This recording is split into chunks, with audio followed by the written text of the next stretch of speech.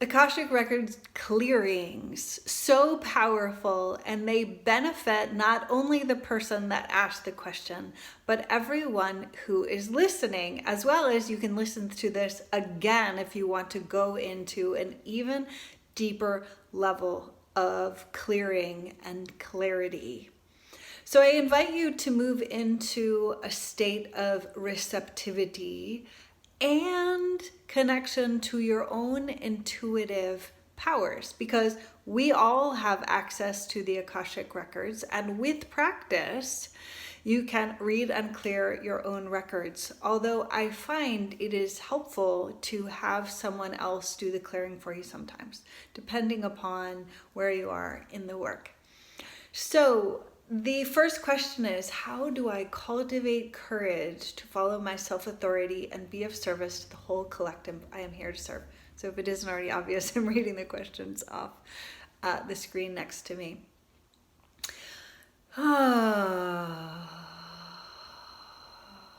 So courage is a state of being that is already available to you.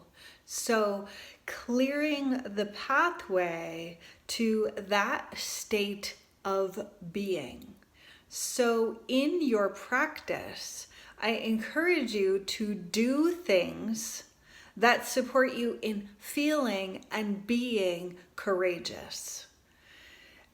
And in that, then going into what does self-authority mean to you, and what does that look like? What does self-authority look like in being of service? So the courage is there. Clarity is needed for what does self-authority look like for you in being of service. So the feeling that the feeling that I get, feeling is a potent form of my intuition. The feeling that I get is hiding. Being of service yet hiding. So courageous self-authority and being of service. There is a way that you want to be of service and yet you're holding back. So I encourage you to be really honest with yourself about the someday thing. What is the someday thing that you want to be doing that is going to be of service to the collective?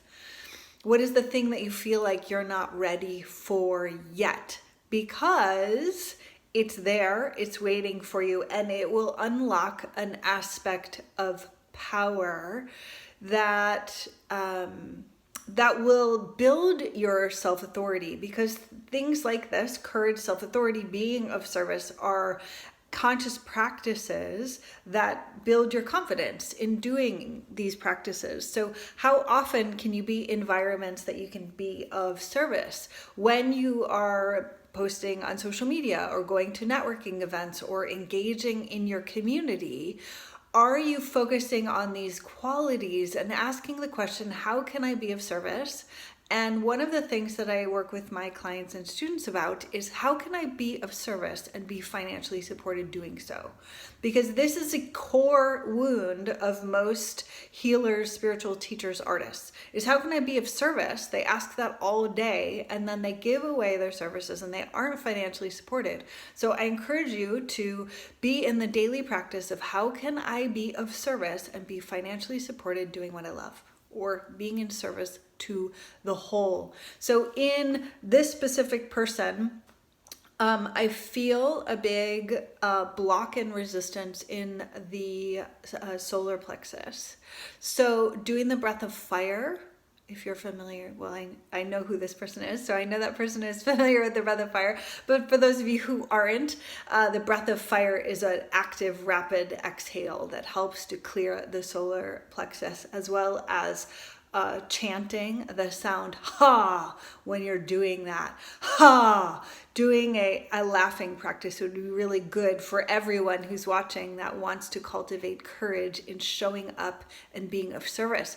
Laughter practice, because it unlocks the power of the solar plexus, and doing it loudly is super fun as well. And if you don't have a lot of private space to be able to do this, doing it in the car is a great thing, because people driving near you, if you're laughing, they will be struck by your spark. Okay, what is the highest timeline forward, and what are the main things I need to focus on to walk the path? So, what is the highest timeline forward? So, in asking questions of the Akashic Records, the thing is, the more specific that you can be about the question, the better it will be. So meaning, what does highest timeline forward mean to you? And specifically, what are you looking for? Because again, that can be, the records are very literal in that it's like the highest timeline forward to focus on walking that path. So tuning in to you, the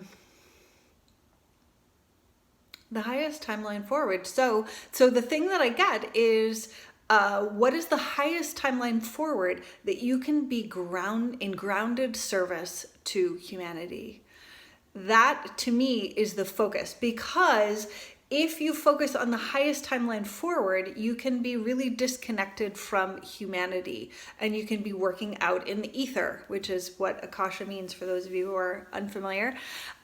So the highest timeline forward that you can maintain power in your humanness, and you can build a business that is of service to others. So like in the first question I answered, what are your daily practices that you are showing up and being of service through your business?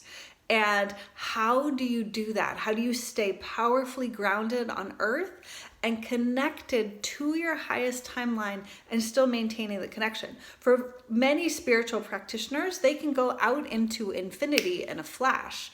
And to me, the power lies in how you can be grounded and stay connected to that highest level of service. So as I tune in to this person's records, I see the woods, and I see the fairy realm. And so I'm not sure if you are connected to the fairy realm. There's an element of the woods and perhaps bringing community into nature and supporting them in being connected to the element of nature will support you as a sensitive being that is powerfully connected to nature, and also to walk the path, literally, like walking the path into the wilderness with people or a single client at a time, and supporting them in being connected to that highest vision like you are, and being grounded in reality. Okay. The next question, how do I find peace and purpose here on earth, and how can I recognize it? So purpose, often people think of purpose as a doing, and purpose is a sense of being. I believe that when we are connected to our purpose, we are transmitters of power and peace. So for this person asking the question, cultivating a daily practice of peace in your skin. So meaning one single breath at a time, breathing in, breathing out. So rather than looking for peace as something outside, it is the experience of being in your experience, because we can be at peace, we can be peaceful when the most horrific things are happening. Yet, often we look for peace as like it's a perfect feeling, it's a perfect environment, everything is okay. And with where we are in the world today, the key is how can you be at peace with whatever is happening? And that is a practice, breath by breath by breath at a time. And you may experience only half a millisecond of peace, and then you keep practicing. And anchoring yourself in the practice of breathing. I am breathing in, I am breathing out, I am centered in my physical body. And so that is the key for you, anchoring in that practice of being in what you're doing. Because there's a way in which you float outside of your body when you are in your everyday activities, and there's a way you're dissociated from your body. So really anchor yourself into your body, one breath at a time. Do not be hard on yourself that this is a struggle for you. Just keep practicing one breath at a time. I am inhaling, I am exhaling. So being in the experience will open the experience of peace.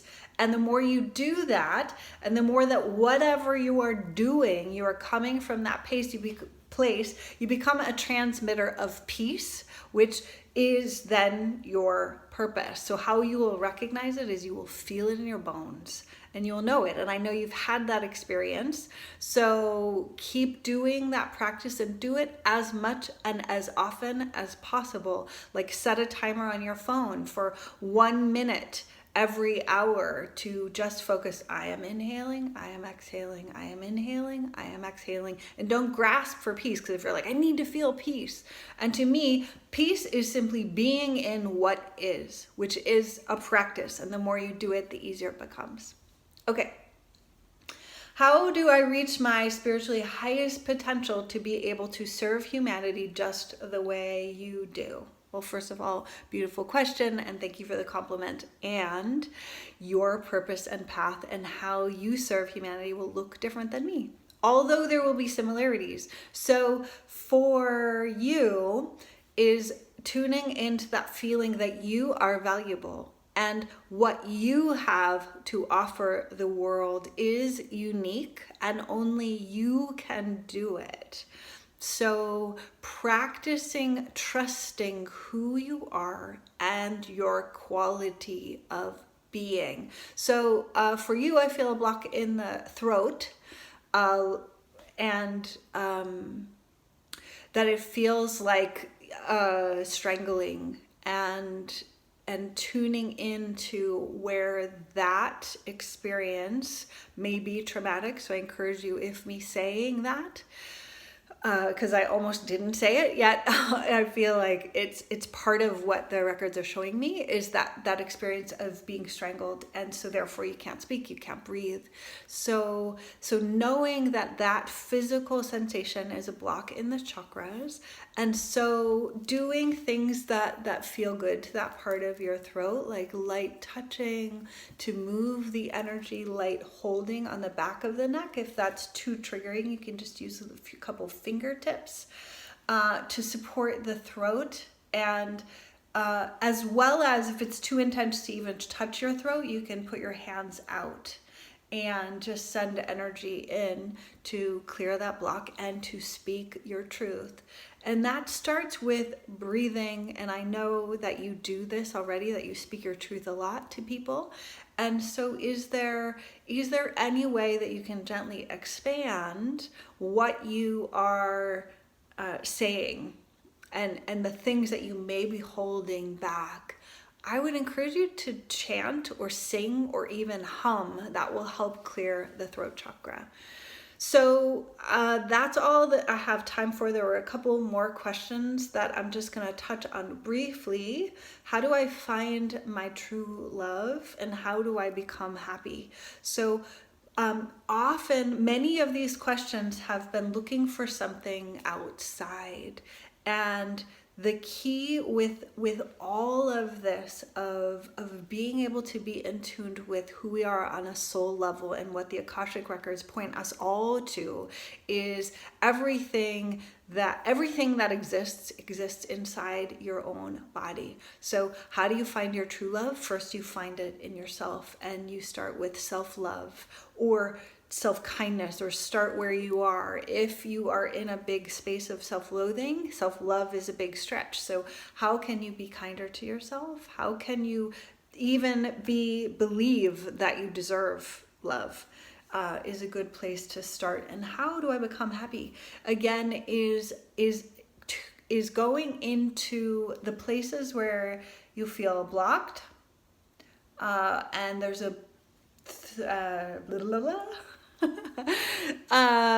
for this person, second chakra, so below the navel, above the pubic bone, belief that you don't deserve to be happy. So clearing that belief with active exhales in both hands on your belly will help transform that belief that you deserve to be happy. Christelle Arcucci, the founder of the Soul Purpose Network, thank you so much for joining me, and stay tuned for the next reading like this. And please comment below on anything that resonated for you, any insights that you received, or any further questions to clarify what we worked on today. Sending you big hug, love, see you soon.